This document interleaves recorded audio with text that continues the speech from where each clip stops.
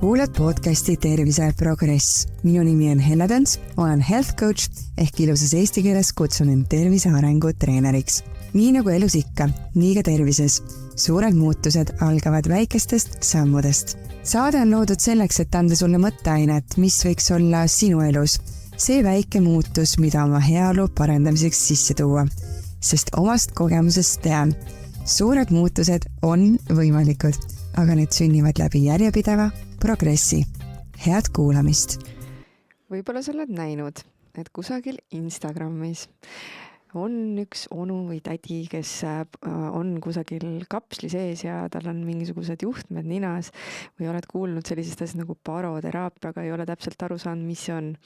Või siis näinud mingit kihvti videot, kus keegi on kuskil tossu sees, külmakraadide käes ja mõelnud, mis asi see on ja huvitav, kas see kogemus on hirmus ja miks inimesed sellist asja endaga teevad. Kui sul on sellised mõtted peas olnud, siis täna sa saadki teada, mis asi on baroteraapia, mis asi on krüoteraapia, kellele see sobib, kellele võib-olla mitte ja miks sa võiksid seda enda tervise toetamiseks kaaluda. Nii et soovin sulle mõnusat kuulamist. Tänasteks saatekülalisteks, sest mul on neid täna kaks, on esiteks Eva Nigulas, kes on siis füsioterapeut ja kes töötab siis Body Therapy keskuses, kellel on Tartu Ülikooli füsioteraapia magistrikraad, Eva on spetsialiseerunud spetsiaalselt siis vaagnapõhja füsioteraapiasse. Ja täna siis lisaks kõigele sellele siis toetab kliente ka selliste põnevate teemadega nagu baroteraapia kasutamine ja krüoteraapia kasutamine. Ja teiseks olen ma siia kutsunud ka Maarja Männiste, kes on samuti Body Therapy keskusest ja põhjuseks, miks ma tahtsin teda Eva kõrvale ka siia istuma, sest ta lihtsalt inimesena mulle väga meeldis ja pakkus mulle nii toredat kliendi kogemust ja ma kuidagi tundsin, et teie kahe sünergia oleks võib-olla see, mis sellele saatele annaks eriti hea vungi. Nii et Maarja on siis Body Therapy, ütleme niimoodi, klientide väga hea hoidja. Mul on väga hea meel teid siin tervitada, Eva ja Maarja. Meil on hea meel siin olla. Tere kõigile! Teemasid on palju, mul on küsimusi väga-väga palju ja lihtsalt hakkame kuskilt minema.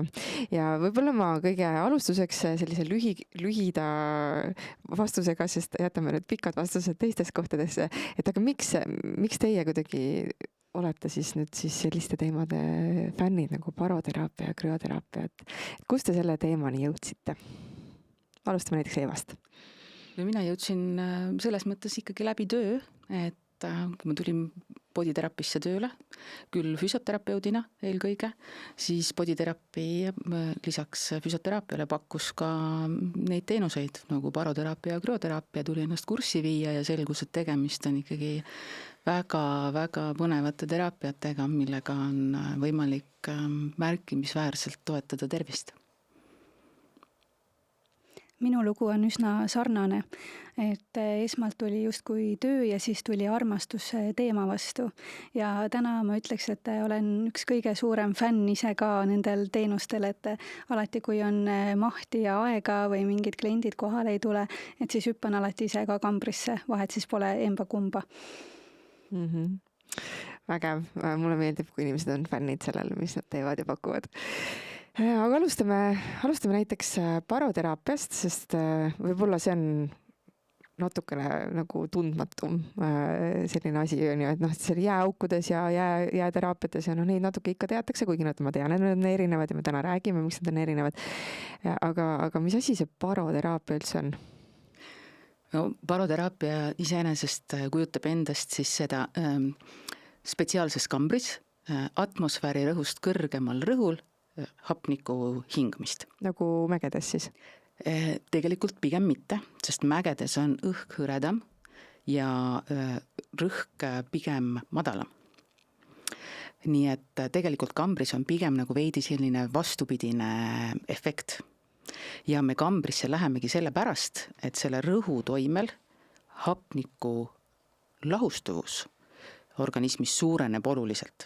et kui meil nagu muidu tavarõhul hapniku organismis kannab ringi hemoglobiin ja üldiselt sellisel keskmisel inimesel ikkagi kõik need kohad hemoglobiinil, mis hapnikku seovad, ongi hapnikuga seotud. Ehk et tavarõhul sul ei ole mõtet hapnikku lisaks hingata, see ei anna sulle mingisugust lisaefekti, kui just ei ole mingisugust sellist haiguslikku seisundit, kus see on nagu näidustatud, eks ju.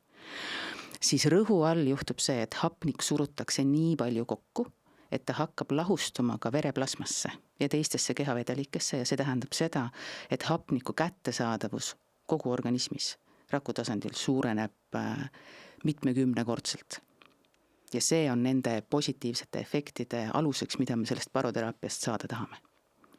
Okei, ma räägin natuke oma kogemusest ja siis ma saan palju paremini aru, et mis seal siis toimus, sest kui ma läksin sinna sisse, siis Maarja ilusti nagu hoiatas mind, et kõrvad võivad minna lukku, see seade võib hakkab mingid hääli tegema, on ju. Et siis täpselt see juhtuski, et alguses siis kraksud käivad, on ju, mis värk on ju hullult siis neelatan, et täpselt nagu sõidakski nagu lennukiga, on ju, ja kogu aeg nagu üritad seal oma kõrvu lahti teha ja mingi hetk nagu see kõik kuidagi keha harjus sellega ära, mingid kraks enam käinud ja siis sa lihtsalt istusid seal, on ju. Aga siis see põhjus, miks see rõhk sinna siis nagu just pannakse mitte lihtsalt sulle see voolik ninna, on siis see, et tegelikult siis saab päriselt raku tasandil see hapnik teistmoodi ühesõnaga meie keha toetama hakata. Just täpselt, et see hapniku jõuab lihtsalt niivõrd palju rohkem kohale. Ja miks see oluline on? Mida ta siis teeb? No sellel on tegelikult väga palju positiivseid efekte ja iseenesest baroteraapia no ütleme niimoodi, et ta tegelikult laias maailmas on ikkagi ka teatud meditsiiniliste seisundite haiguste puhul ka ravivahend. Meie pakume teda eelkõige siiski sellise tervist toetava ja heaolu protseduurina pigem. Aga maailmas on ta tõepoolest ikkagi laialdaselt meditsiinis ka kasutatav teraapia. Ja on teada, et selline pikemaajalisem lisahapniku kättesaadavus raku tasandil soodustab teatud põletikumarkerite taseme alanemist ja immuunsuse paranemist, taastumist kiirendab. Ehk et need see sihtgrupp või need inimesed, kellele baroteraapiast kasu on tegelikult väga lai. Esiteks ma küsiks seda, et sa ütlesid, et ravivahendina kasutatakse ja seda ma tean ka, on ju, muidu täna ma näen umbes meie Eesti kuulsaim biohacker Siim Land on ja tema feedis ma näen, et ta käib seal baroteraapias, aga muidu tegelikult väga ei kuule sellest. Kas Eestis ravikindlustus üldse ei kata seda nagu haiglates ei ole, sest krüo vist on ju? Ei, tegelikult siin on nüüd selline väikene konks, et suuremates haiglates on tegelikult barokamber täiesti olemas, aga sinna saab ainult teatud diagnoosidega teatud näidustustel, ehk et tavainimesel nendele kambritele juurdepääsu ei ole. Ja mis diagnoosid need on näiteks, kes saavad sinna ligipääsu? Mürgistused. Jah, just täpselt. Mürgistused. Näiteks vingugaasimürgistus. Teatavate veresoonte haigustega pannakse sinna. Veel mõningad rasked üldseisundid, millega teinekord barokambrisse pannakse. Et lisaks veel muidugi see dekompressiooni haigus, ehk et see sukeldujate probleem, kui nad liiga kiiresti üles tulevad, eks ju. Et seal muidugi kasutatakse märkimisväärselt suuremaid rõhkusid, kui meie oma kambris kasutame, aga suuremate rõhkudega kaasnevad ka muidugi suuremad kõrvaltoimete riskid. Nii et aga kui me räägime, sa mainisid siin 2 asja mulle ei meelde, on ju, et seal on võib-olla rohkem, sa võid siis täiendada, aga et näiteks põletiku taseme vähendamine. Jumal küll, nagu nii paljud ju käivad madala kroonilise põletikuga ringi. Neil ei ole isegi võib-olla diagnoosi, kuigi tegelikult CRP näit on seal võib-olla ikkagist juba 2,5 on ju midagi sellist, mis nagu nii-öelda on referentsväärtuses, aga tegelikult madal krooniline põletik on kogu aeg kehas, siis tegelikult nende puhul siis ennetusena selline tehnoloogia nagu on väga-väga abiks, aga ta ei ole lihtsalt kättesaadav, kui sa just ei tule näiteks bodyteraapiasse ja seda tegema. On see siis nii? Ja teine oli siis taastumine. Et sa mõtled siis, millest taastumine, kas operatsioonist, füüsilisest koormusest? Just täpselt, sportlased kasutavad väga seda. Ja on ka üks meie sihtgrupp, kes meie kambrites käib. Et just nimelt treeningkoormusest taastumiseks, ka vigastustest taastumiseks, sest et ta tegelikult soodustab rakkude kudede paranemist. Ja võib-olla mina toon siia kohe juurde sellise näite ka, et meil käiski 2 biohäkkerit, kes siis mõõtsid enda põletiku näitajat enne baroteraapia kuuri ja siis pärast baroteraapia kuuri. Nemad tegid 15 või 20 korda seda kuuri siis ja nende siis mõlema põletiku näitaja alanes enam kui poole võrra. Ja nad on seda sama infot siis endaga YouTube'i kanalitel nagu näidanud ja rääkinud nendest teistest kasudest, mis nendega siis kaasa on tulnud. Näiteks naisterahval näopõletik, mis tal oli siis paremal või vasakul põsel, vähenes peale juba 10 korda seal 95%. Lisaks meesterahvas ütles, et peale igat kambris käiku ta tundis, et ta oleks justkui maganud ära 8-9 tundi, et kvaliteetset tund. Et neid mõjusid ja neid toredaid positiivseid kogemuslugusid on väga-väga palju. Et mõtlesin, et selle põletiku näitaja kohta siis toon kohe nende biohäkkerite näitajad juurde, sest et see ei ole väga tavapärane, et inimesed siis mõõdaksid enda seda põletiku näitajat ja teisi asju, nemad siis konkreetselt need 2 inimest ei muutnud, et nad muutsidki ainult seda baroteraapia, panid enda tavapärasesse rutiini juurde. Jah, täpselt, et tegelikult ei pea olema biohäkker selle jaoks, et teha seda, aga sa tava nagu korral sa ise ei mõõda lihtsalt neid on ju näitajaid nii tugevalt. Minule meeldis muidugi baroteraapias ka see, et sa lihtsalt nagu oled seal tund aega, see on aeg sinule. Ja keegi ei saa sind segada, eriti kui sa oled väikeste laste ema. Et see oli tõesti väga mõnus, et sa ei saa sealt kapslist välja ja lihtsalt oled teed, mis seal tahad, kas sa lihtsalt puhkad, kuulad podcasti, on ju, kirjutad töömeili, mis iganes, aga et nagu selles mõttes on hea hetk tegelikult võtta iseendale. Aga taastumise osas, mitte siis, ma saan aru, et üks sihtrühm on ju need, kes tahavad spordis rohkem jõuda, kellel ongi reaalselt vaja tulemusi, kiiremini, paremini, aga kas ka nagu tavatreenijad, kes käivad lihtsalt niisama enda toetuseks, ma ei tea, 2-3 korda jõusaalis, jooksevad, ma ei tea, selliseid 5-15 kilomeetriseid otsi. Eks ta loomulikult ikkagi jällegi taastumist ju toetab. Aga kui me nagu mõtleme rohkem, et mis see täpselt on, mida me seal nagu mõjutada tahame, siis kui me jõuame oma jutuga krüoteraapia juurde, siis võib-olla isegi teatud olukordades oleks krüoteraapia eelistatum. Sest krüoteraapia näiteks aitab mitte edasi lükata, see ei olnud praegu õige väljend, aitab leevendada treeningjärgse lihasvalulikkuse ulatust ja sellest kiiremini näiteks taastuda. Ehk et võib-olla sellistele harrastustreenijale on see aspekt olulisem. Jäi veel ennem pooleli see mõte, et taastumine ka operatsioonidest. See on ka tegelikult üks valdkond, ehk selles mõttes, et ta soodustab haavade paranemist ja turgutab enesetunnet üleüldiselt operatsioonidest paranemise järgselt. Ja meil ongi koostööd siis erinevate ilukliinikutega, kes suunavadki enda kliente meie juurde siis taastuma. Et see taastumine läheks siis nii-öelda kiiremini ja valutumalt. Et on ilukirurge, kes saadavad meie juurde ja ongi siis nii-öelda kliinikuid, kellega me teeme koostööd ja võtame nende kliente siis hea meelega vastu. Et aga lisaks vist me ei ole veel maininud, et aitab ka baroteraapia siis leevendada pikk-covidit. Et selles osas on tehtud erinevaid uuringuid ja tegelikult neid enesetunnet on ju sellist und, et neid on päris palju. Ja näiteks selle taastumise kohta... Und siis unekvaliteeti parandab. Jah, unekvaliteeti parandab. Ja taastumise kohta veel lisan selle, et meil on käinud ka üks sportlane, kes siis reaalselt jälgis enda puhkeoleku pulssi enne baroteraapiat ja pärast baroteraapia kuuri ja ta ütleski, et tema puhkeoleku pulss hommikuti oli oluliselt madalam peale seda baroteraapia kuuri ja ta tundis ka seda, et tal siis see taastumine peale sellist treeningut, et see taastumine käis kiiremini.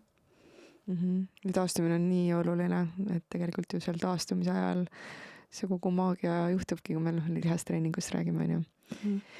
Sa mainisid operatsioone, et siin lümfiterapeut käis meil rääkimas ja siis tema soovitas lümfiteraapiat või massaaži ka ennem operatsiooni ja siis veel pärast.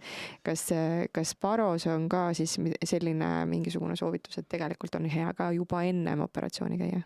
Ja, kusjuures ongi nii, et tulevad 3-5 korda enne ja 5-10 korda pärast operatsiooni on selline lai soovitus.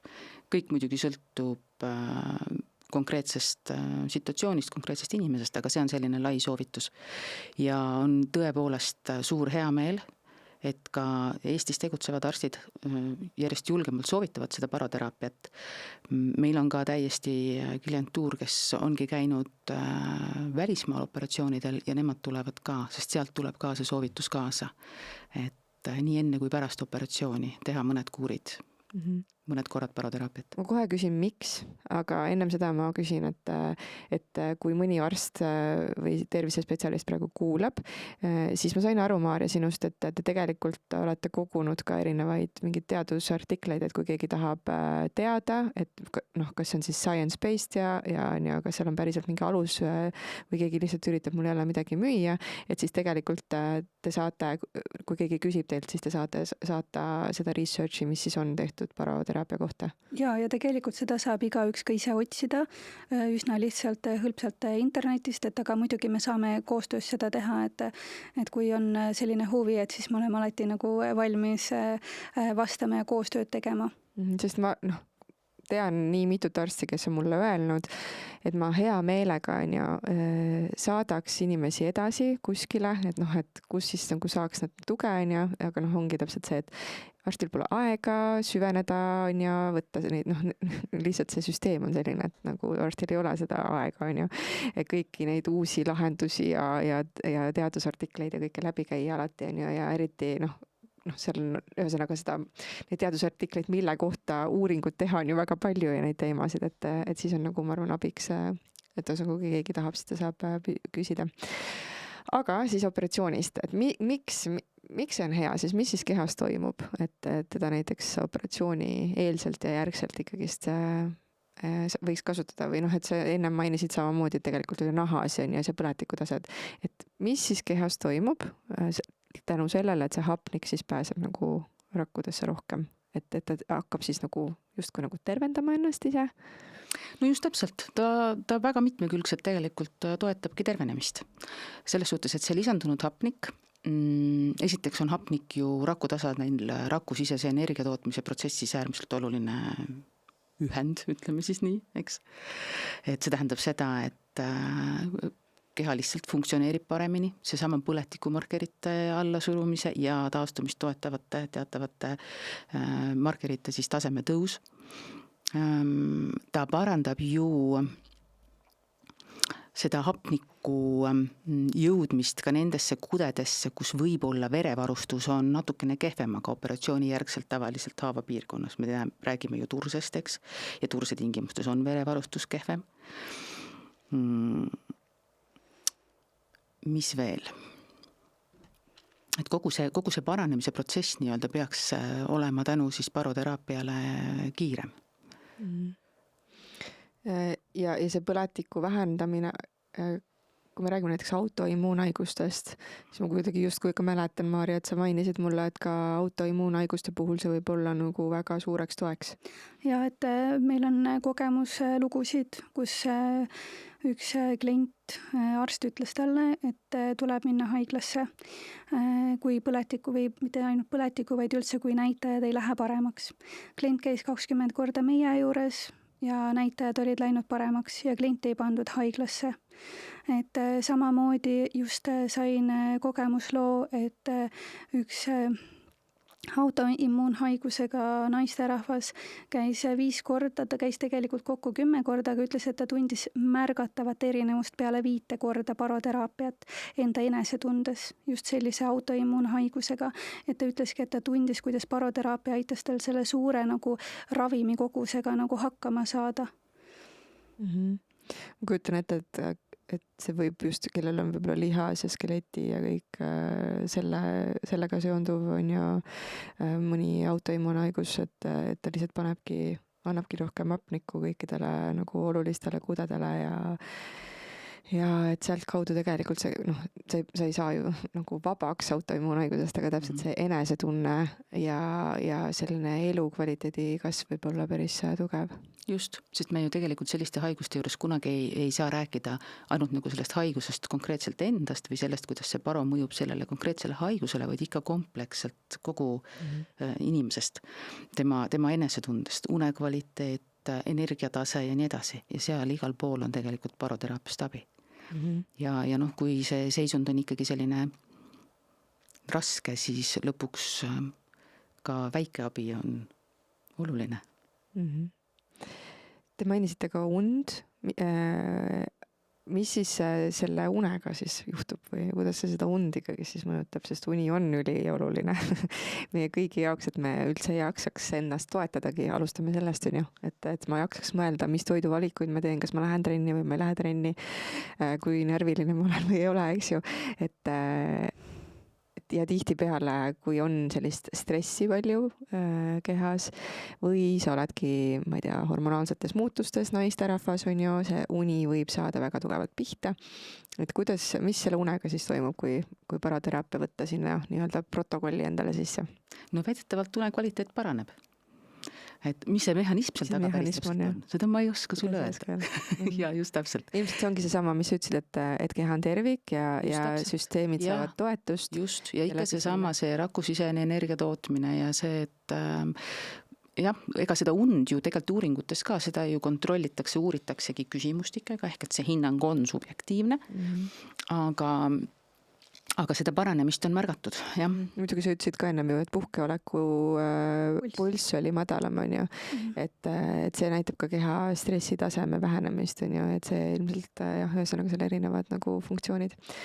Okei, aga kas on kedagi, kellele paroteraapia üldse ei sobi, välja arvatud inimestele, kes on klaustrofoobilised? Kusjuures nende klaustrofoobikutega on see lugu, et kergemad klaustrofoobikud saavad ikkagi päris ilusasti hakkama. Mul on olnud küll neid kliente, kes seisavad alguses kambri kõrval ja ütlevad, et mina küll sinna sisse ei lähe. Aga lõpuks on kenasti ma selle tunniajase protseduuri seal ära, sest tegelikult see kamber on ju, ütleme siis ikkagi suhteliselt tavar, inimestel on tavaliselt ja analoog on kohe selle MRT-toruga, aga MRT-toru on ikka oluliselt ahtam ja ahistavam kui see meie kamber. Tal on suur klaasist uks, kust saab ju selles mõttes olla kogu aeg välismaailmaga ilusasti kontaktis. Meiega saab võtta ühendust, rääkida saab, endale saab sinna võtta kaasa meelepärast tegevust, raamatu või käsitöö või siis, kui ikka väga on vaja telefoni või arvuti, just selles ajupuhkuse mõttes, eks ju, et kui väga on vaja, siis võib võtta kaasa. Nii et selles suhtes seal endale tegevust leiab ja need kergemad klaustrofoobikud saavad tõesti päris ilusasti hakkama, aga kui on ikkagi tõesti selline väga tugev klaustrofoobia, siis võib tõesti olla natukene raske. Kuigi oleme teinud ka niimoodi, et hakkame vaikselt harjutama. Ennem ei tea, kui ei proovi. Just täpselt, ennem ei tea, kui ei proovi. Mina ju läksin ka natuke tõbisena esimest korda, siis mul oli väga lohutav see, et ma sain vajutada nuppu ja siis Maarja tuli sinna, mis on, kuidas on, teeme nii, et ta kohe nagu, et sa ei ole seal üksi, on ju. Ja me otsime pidevalt ikkagi, kui on mingisugune probleem, et võibki siis olla mingi survetunne kõrvades või mingi muu probleem, et siis alati töötaja tuleb teie juurde ja püüame leida siis lahendused. Meil on seal erinevad variandid, et me saame teha rõhu alla minekul pause, me saame seda kiirust muuta, me saame seda kõrgust muuta, et seal on erinevaid variante, mida me saame nagu teha, et oleme seal olemas ja nii-öelda ei pea seal täiesti üksinda lihtsalt tund aega ära kannatama, et leiame koos kindlasti lahenduse.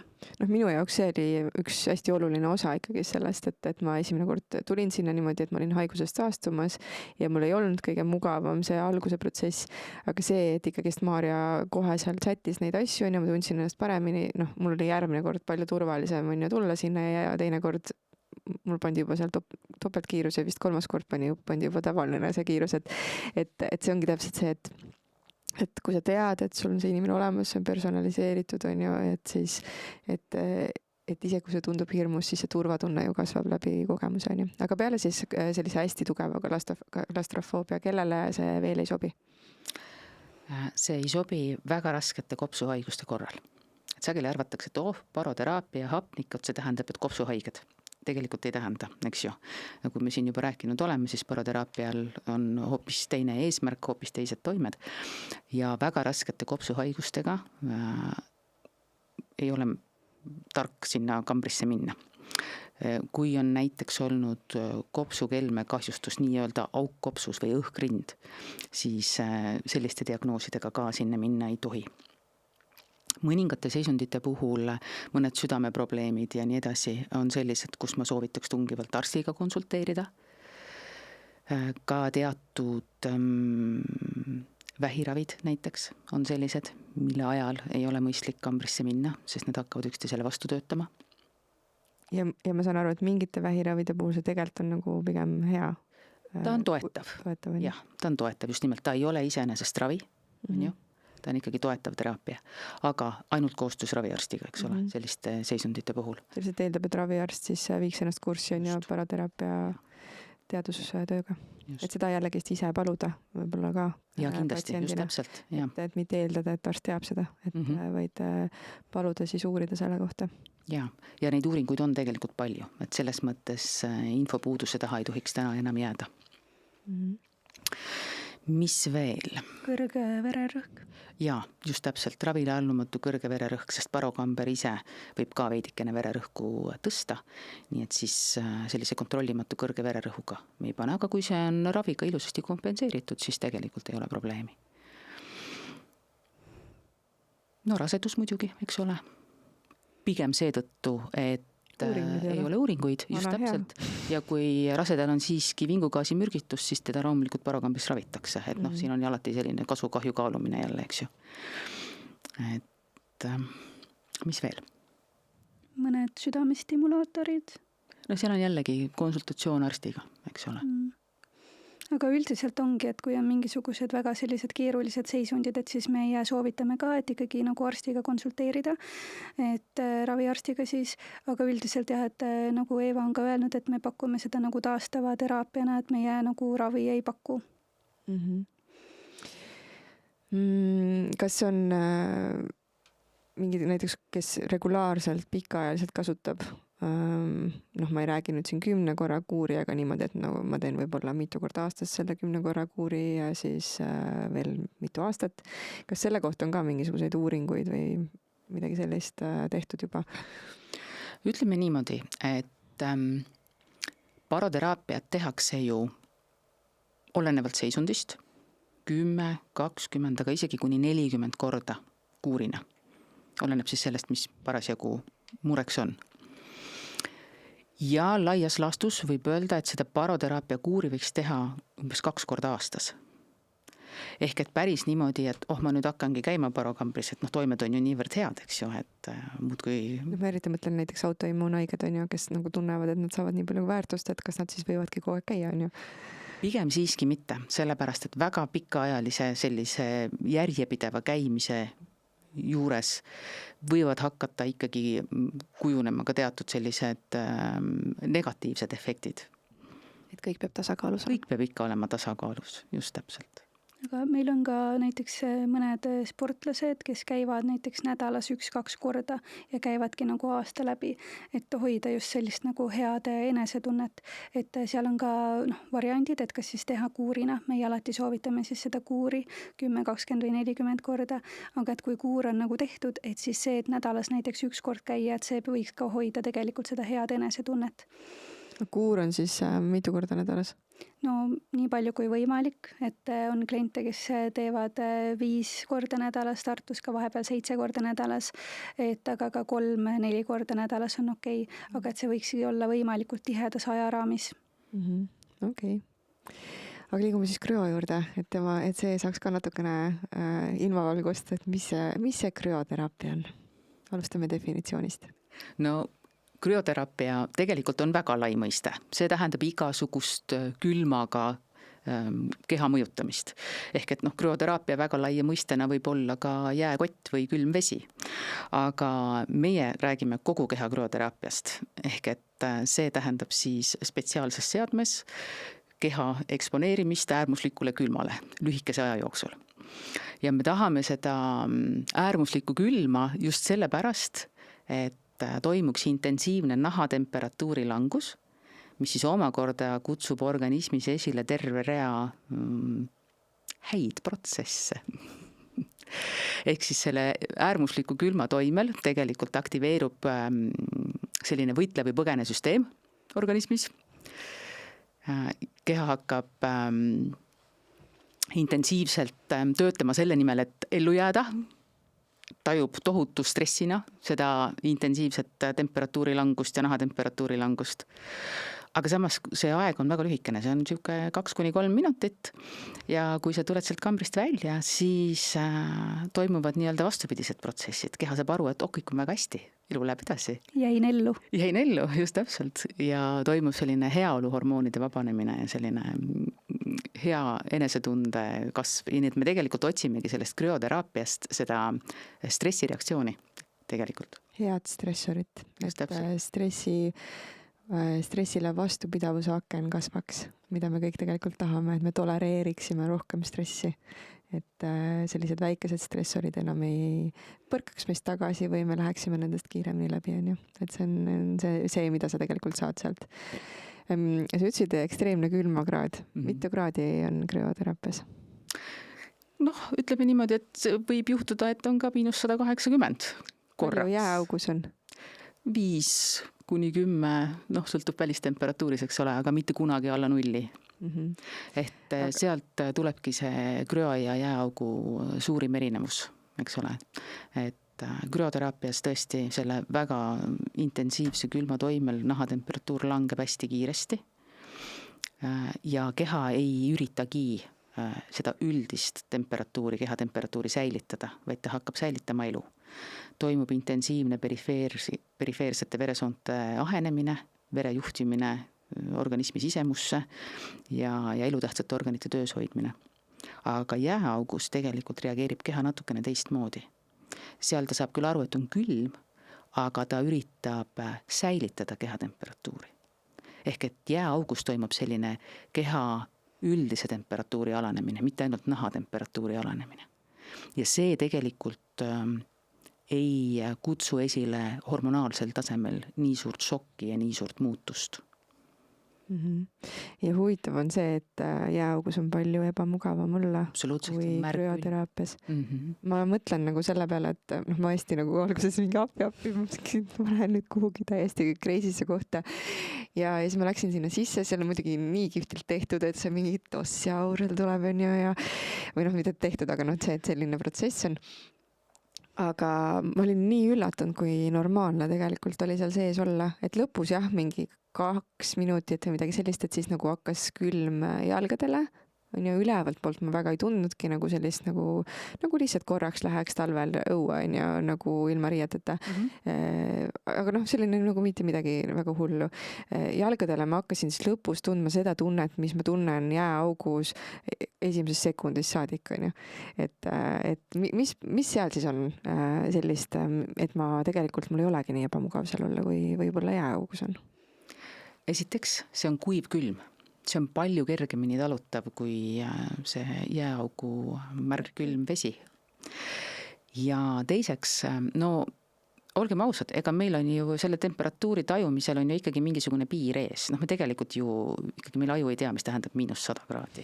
Ja sellest veel madalam temperatuur. Meil on lihtsalt külm ja tõepoolest, seal krüokambris ka on külm. Aga see tõesti ei ole mitte midagi ületamatut. Ja ta sobib väga hästi nendele inimestele, kes ütlevad, et mulle külm üldse ei meeldi. Pärast on nii soe. Pärast on nii hea. Ja tegelikult see külma talumine üleüldiselt paraneb, kui teha regulaarselt neid krüoteraapia protseduure. Et selle ma olen ise enda peal ära tundnud, sest ega mulle ka külm ei meeldi. Aga kui mul õnnestus teha endale niimoodi regulaarsemalt seda krüoteraapiat, siis tollel talvel ma hakkasin märkama, et ma üldse ei reageeri uksest välja astudes nii, kuidas ma siis ütlen, nii suure ebamugavustundega sellele külmale, mis väljas valitseb. Et ma suutsin sellest kuidagi palju rahulikumalt üle olla, see oli väga mõnus. Ja minul on ka krüoteraapia tekitanud sellise mõttemalli muutuse, et kui ma tulin tööle poditeraapisse, et siis ma esimesed pool aastat sinna kambrisse ei läinud, sest et külm ja vastik. Aga kuna ma uurisin hästi palju selle kohta ja ma kuulasin arstide igasuguseid loenguid, et miks see krüoteraapia on hea ja et see ei mõju ainult mitte siis, kui sul on kuskil mingi tugev valuaisting, vaid et ta on ka vaimule väga palju annab juurde nii-öelda just meeleolu muutuses heas mõttes. Ja siis ma hakkasin ka regulaarselt krüoteraapias käima. Ja tulemus on siis see, et kui ma kuskil näen mingit veekogu ja vahet pole, mis aasta aeg on, mina seal sees pean ära käima. Et selline jah, nagu absoluutselt selline nagu mõttemalli muutus on ka tekkinud selle krüoteraapiaga, et ma ei karda enam mingit külma või külm vesi või mingi septembris ujuma minna, muidugi lähme, et miks mitte, et kuidagi jah, et täiesti minu mõttemustrit ta muutis küll. Aga üldiselt ongi, et kui ma siin juba mainisin ka selle valuaistingu kohta, et meil on väga palju jälle kliendi kogemusi, et kes ütlevad, ma küsin, et miks te tulete siia krüoteraapiasse, et ostavad sellise 10 korra kaardi. Ma olen kunagi teinud ja see aitas, et mul on õlavalu või põlvevalu või hüppeliigese valu või varbas lõin ära kuskile, et oli lahases. Et väga paljud ütlevadki, et ma olen seda kunagi teinud ja see on aidanud. Ja siis nüüd nad ei taha minna sinna süstima, et nad pigem tulevad, teevad selle 10 korda krüoteraapiat ära ja nad teavad, et see toimib. Et hästi palju on selliseid kogemuslugusid. Mis selle valu siis kadumise mehhanism on seal krüoteraapias? Laias laastus 2 mehhanismi.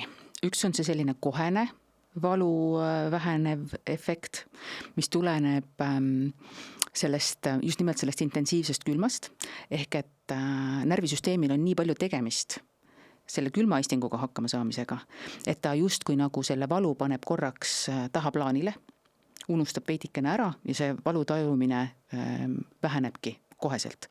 See efekt loomulikult pikka aega ei kesta. Et kui see valu põhjus jääb sinna ikka alles, aga valu on omakorda selline teema, millest võiks rääkida rahulikult tund aega ja väga kompleksne, ehk et teinekord võib ollagi sellest abi, kui sellest valust korraks tähelepanu kõrvale juhtida ja enesetunne paraneb ka pikas perspektiivis. Aga iseenesest selline ühekordne protseduur annab sellise kohese lühiajalise valu vähenemise efekti, aga jällegi regulaarsete protseduuride tulemusel toimub organismis rohkem muutusi ja väga laias laastus saab öelda, et üleüldiselt muutused organismis on sarnased baroteraapiaga, ehk et väheneb teatavate põletikumarkerite tase, suureneb paranemist, taastumist toetavate markerite tase, paraneb ju verevarustus, eks ole, ainevahetus, kõik siuksed asjad, ta mõjub nendele kroonilistele liigeshaigustele soodsalt siis, ütleme niimoodi, et pikas perspektiivis alaneb valu seetõttu. Kas veel kellelegi, ma ei tea, põletiku taset tahad alandada, siis sobib, valu tahad vähendada, siis sobib. Taastumist, et me ennem rääkisime siin näiteks autoimmuunhaigustest või nagu ma ütlen näiteks valu peale. Kas ka selle, kui sul on mingi tõsisem diagnoos, kas ta siis nagu on ka osa protseduurist või millal ta nagu tegelikult kui keegi kuuleb, et mul ei ole selline valu, et ma lihtsalt lõin varba ära vaid lihtsalt ongi, ma elangi pidevalt võib-olla mingis valus, on ju. Et kas ta siis nagu ka sobib alati või on ikkagist mingid juhtu, kui ta ei sobi. Ma ei tea, veel eraldi teema on ju migreenid. Ja, migreenid on selline nii ja naa selles suhtes, et see sõltub sellest, mis seda migreeni indotseerib. Ehk et kui mõnel inimesel näiteks kutsubki külm migreeni hoo esile või järsk temperatuuride muutus näiteks kutsub migreeni hoo esile, siis tal ei tasu väga riskida selle krüoteraapiaga. Proovida võib, aga võib juhtuda, et see hoopistükkis kutsubki hoo esile. Aga kui näiteks migreeni põhjus on veresoonte selline kontrollimatu laienemine, siis seal võib hoopistükkis krüoteraapiast olla abi. Nii et need uuringud jäävad praegu sellisele natukene kahtlevale seisukohale, aga kuna ka migreenide puhul sageli on seal taustal selline stress ja neuroinflammatsioon, ehk et siis teatud jällegi ikka me räägime mingit laadi põletikust, eks ole. Aga seda ju aitab see regulaarne protseduur alandada. Nii et Ühest vastust ei ole, aga võib aidata küll. Sest väga paljudel migreenikutel, ma mõtlen, üks on see on ju põletikutase kehas ja teiseks on ju täpselt see, et nad märkavad, et need hood on väga tugevad siis, kui stressi on palju elus on ju jällegi, kui sa annad seda head stressi ja suurendad seda stressi nii-öelda tolereerimise akent on ju, et siis sellest võib jälle niimoodi mitte koheselt kasu olla, aga pikas perspektiivis, kui sa ikkagi seda nagu endale pikemalt pakud. Ma tahan kindlasti puudutada sellist teemat nagu naiste tervis ja krüoteraapia ja selline külmakraadidele nii-öelda eksponeerimine, eks ju. Sest on uuringuid, mis näitavad, et naised tegelikult võib-olla jääaugus ei saagi sellist tulemust näiteks kui mehed, et nendele nagu need samad metaboolsed mingid toimemehhanismid siis avalduvad hoopis paremini siis, kui on 15-16 kraadi külma. Ja see on läbi selle, et kuna ta aktiveerib neid stressihormoone, siis naiste nii-öelda muud hormoonid saavad sellest puudutatud on ju ja nii-öelda häiritud. Eriti siis, kui sul ongi juba tsükkel väga kõikuv. Et kuidas siis krüoteraapiaga on? Kas see ikkagi naistele sobib või mitte? No see ikkagi... Võib-olla ei olegi, naistele on nii vähe uuringuid tehtud, et võib-olla ei olegi selles osas seda niimoodi uuritud on ju, sest see on tavapärane praktika kahjuks. Ja just, et ega väga ei olegi. Ja ütleme, kui me nüüd jõuame näiteks menstruatsiooni juurde ja menstruatsioonivalude juurde, siis näiteks jällegi ka nende valude leevendamisel võib olla krüoteraapiast abi. Hormoone ta muidugi mõjutab, aga ta ikkagi eelkõige mõjutab just nimelt neid stressi ja heaolu hormoone. Aga samas, kui toimub väga tugev hormoonide kõikumine kehas, mine sa võtta kinni, eks ole, et kui juba nii on hormoonide kõikumisega probleemid.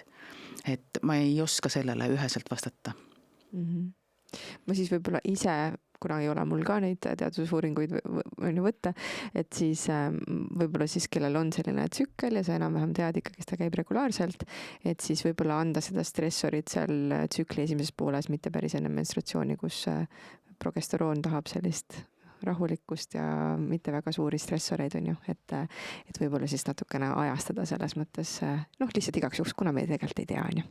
Just täpselt, aga iseenesest muidugi teatavad soolised erinevused on küll, sest see külma tajumine lihtsalt on ja külma toime on natukene erinev sõltuvalt sellest, milline on näiteks rasvkoe hulk, milline on lihasmassi hulk, aga need on meil meestel ja naistel teatavasti erinevad, eks ole. Et üldiselt me muidugi protseduuri tehes arvestame rohkem siiski sellega, kuidas inimene meile tagasisidet annab, kuidas ta ennast tunneb. Okei. Lõin nüüd mikrofoni. Sain haiget. Aga kus valdkondades siis kõige rohkem seda krüoteraapiat on uuritud? Et kas see on sportlased, kas see on mingi taastus, mis valdkond? Need reumahaiged. Just. Kogu krüoteraapia kontseptsioon sai alguse sellest ja kusjuures see on tegelikult väga, see kogu keha krüoteraapia on tegelikult selline suhteliselt noor praktika, sest et ta sai alguse seal kuskil 1970 natukene peale, kui üks Jaapani arst avastas, et külmast on leevendust tema reumatoidartriiti põdevatele patsientidele valu ja liigesliikuvuse piiratuse osas. Ja sealt hakkas ta siis hästi intensiivselt arenema, Eestisse jõudis ta juba kuskil 1990 ja natukene peale. Nii et, ja ikkagi eelkõige selline teatud tervislikke seisundeid siis toetava teraapiana. Ehk et just nimelt reumatoidartriit ja sellega kaasnev liigese valu ja liigesliikuvuse piirangut. Kui palju teil käib mingid 70-80 aastaseid naisi ja mehi krüoteraapias? Ma kujutan ette, et see on väga, väga nagu vajalik sihtrühm. Mitte nagu teile, et te saaksite müüa, aga et nagu kellele tegelikult võiks väga palju abi olla sellest. No meil käib küll, aga meil ongi see, et meil käib täiesti erinevates vanustes, et kõik käivad nagu enda põhjustel siis. Et meil on nooremaid inimesi, keskealisi ja ka vanemaid inimesi, aga tõesti vanematel inimestel, nendel on tihti peale nii-öelda see põhjus, et miks nad tulevad ja miks nad ostavad selle nii-öelda kuuri. Ja see põhjus ongi peamiselt mingisugune valu, mingisugune valuaisting, mida nad siis soovivad leevendada. Ja tihtipeale nad ütlevad, et nad on kunagi kuskil käinud ja teinud ja see on neid aidanud. Et jah, meil on tõesti erinevas vanuses neid kliente, aga ma ei saaks öelda, et nüüd hästi suur osa on nii-öelda neid vanemaid kliente, sest et tegelikult ka nii-öelda nooremad on aru saanud ja ka sportlased, et miks see krüoteraapia neile hea on, et igaüks minu meelest tuleb nagu enda põhjusega, eriti need, kes korduvalt siis käivad. Jah, eks mu küsimus oligi tegelikult rohkem selles osas, et mitte, et ta ei oleks hea, aga kui paljudeni see üldse jõuab, et selline asi on nagu olemas ja kui ma mõtlen näiteks inimesed kingivad sünnipäevadeks ja jõuludeks oma emadele ja vanaemadele ja vanaisadele ja isadele, ma ei tea, mingisuguseid toidulisandeid ja ma ei tea isegi, mida kingitakse, on ju, et siis tegelikult on ju see ka väga kihvt kink, mida kinkida. Muidugi, kui sul on selline ema või vanaema, kes on niimoodi, ai, mina küll kuskile mingi kambrisse ei lähe, et siis ilmselt nagu ei ole mõtet, aga kui on vähegi avatud, et siis tegelikult on ju väga kihvti kingitusega, et vähemalt teha see uks lahti, et mine proovi, on ju. Aga tegelikult mina olen ka täheldanud seda, et meil on väga paljud ikkagi esmane emotsioon selline kambrisse minnes on issand jumal ja tullakse vaatama, et kuidas teised seal hakkama saavad, kes on varem käinud ja siis tulevad need, kes on juba need vanad käijad, et nemad kõnnivad kambrisse, on seal ära, pane juurde ütlevad, et pane juurde ja tulevad sealt välja, aga need tavaliselt see esimene kord on hästi hirmus nii baroteraapias kui ka krüoteraapias, sest et see, nagu Eeva ütles ka, et see temperatuur -130, 140, 180, et see on lihtsalt, see tundub nagu hoomamatu, et tuled sealt jääpurikana välja, aga tegelikult seda ei ole et üldiselt ongi see, et seda protsessi saab ja protseduuri saab siis iga hetk nagu lõpetada, kui midagi ei sobi, et lihtsalt tasub nagu proovida, et meie organismid on tegelikult palju-palju tugevamad, kui me arvame. Ja me oleme kõik ise palju tugevamad, kui me arvame, et tasub nagu katsetada. Ja minu arust on see täitsa nagu evolutsiooniliselt täiesti loogiline, et me kardame, sest me kardame kõiki uusi olukordi, on ju, et see on jälle selline koht, kus tasub lihtsalt nagu hirmust üle saada. Et aga kas on mingisugused selliseid seisundid, kellele ei sobi krüoteraapia? No on, jah, eks ikka. Näiteks äärmuslik külmaallergia, mõningad haiguslikud seisundid, aga inimene üldiselt teab siis seda, kui tal... äärmuslik külmaallergia. No selles mõttes, et kui tekivad mingisugused allergilised reaktsioonid külmale, kas mingisugused nahareaktsioonid või võib ka täiesti tekkida hingamissüsteemi poole pealt mingisugune reaktsioon, aga jällegi inimene üldiselt ikkagi teab seda, kui tal külmaga kokkupuutel keha kuidagi ebasoovitavalt reageerib. Ajuinfarkt ja insult viimase poole aasta jooksul, kui on olnud, ei ole mõistlik kohe tulla, eks. Aga ajutraumad üldse, ma ei räägi nüüd poole aasta ajutraumast, aga nagu, ma ei tea, 2-3 aastat tagasi, kas see kuidagi mõjutab, on seda uuritud? No seal on pigem nagu see, et inimese funktsionaalsus on tähtsam, et kas ta nagu suudab seista seal kambris ja kuidas ta nagu selles suhtes toimetab. Kui ta suudab, et siis... Ja, ei ole vastunäidustatud iseenesest, just. Jälle, raskemad südamehaigused, eks ole, vajaksid kindlasti arsti nõusolekut. Üldse, kui inimesel on ikkagi mingi raskem terviseseisund, siis enne selliseid organismi teatud mõttes proovile panevaid protseduure on mõistlik küsida, et kas see on mulle ka okei.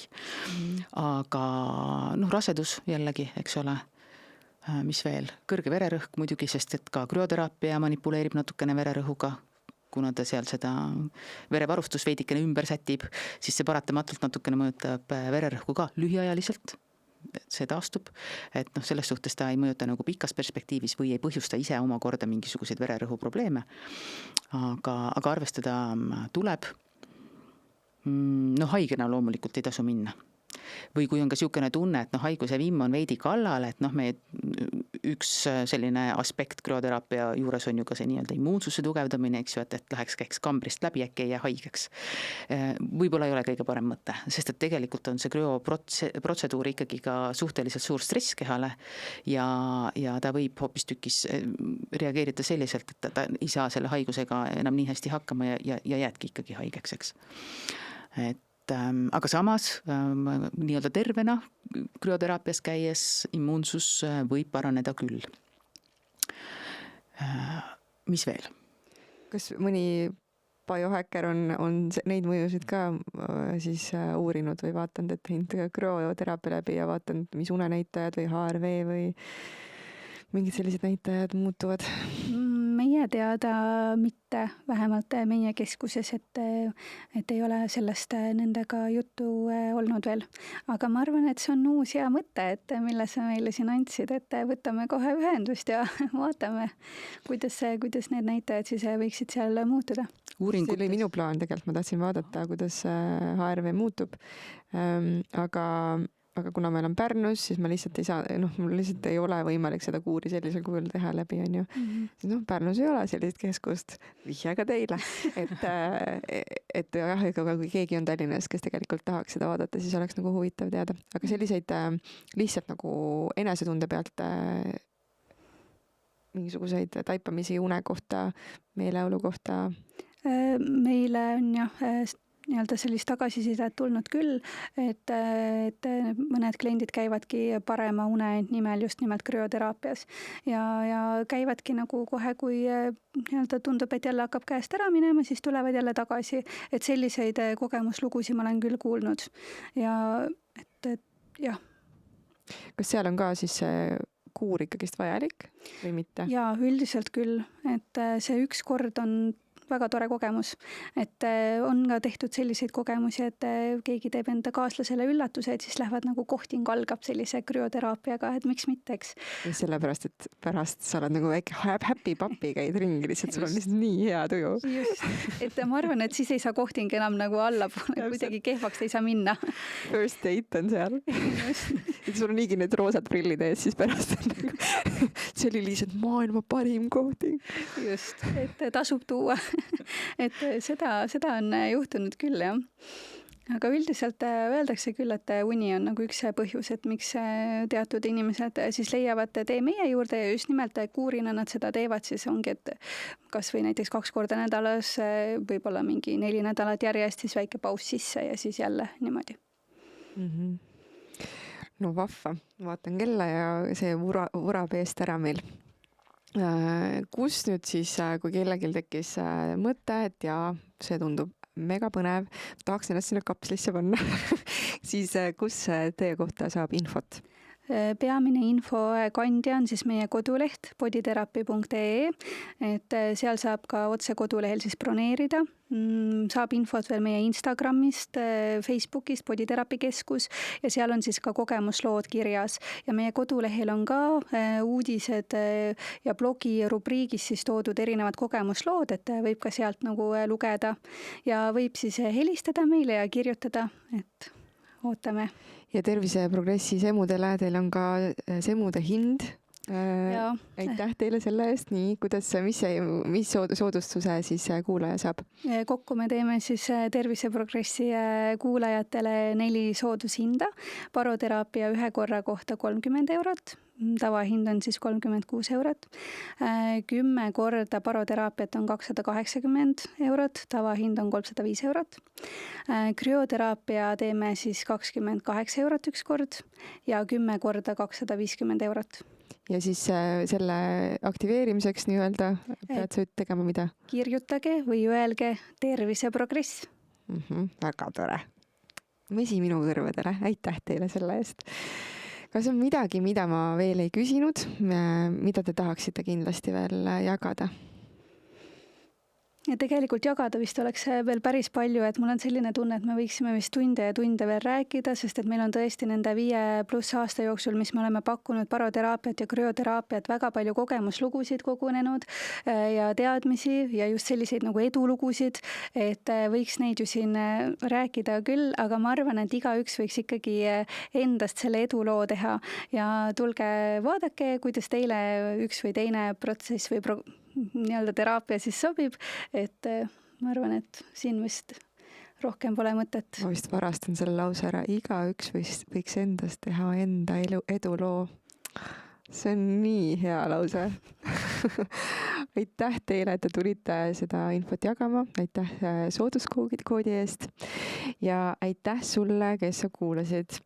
Kui saade pakkus sulle väärtust, siis kindlasti jaga seda ka teistega ning kui sa tahad, et see saade jätkuks ja mul käiks siin külas veel veel rohkem põnevaid saatekülalisi, siis ma väga kutsun sind toetama Terviseprogressi jätkumist. Sa saad seda teha patreon.com/terviseprogress ja seal on erinevad siis toetamise viisid ja nendele, kes siis on eriti usinad toetajad, tulevad ka boonusmaterjalid. Nii et patreon.com/terviseprogress. Nii et järgmisel korral siis juba uued külalised ja seniks mõnusat progressi!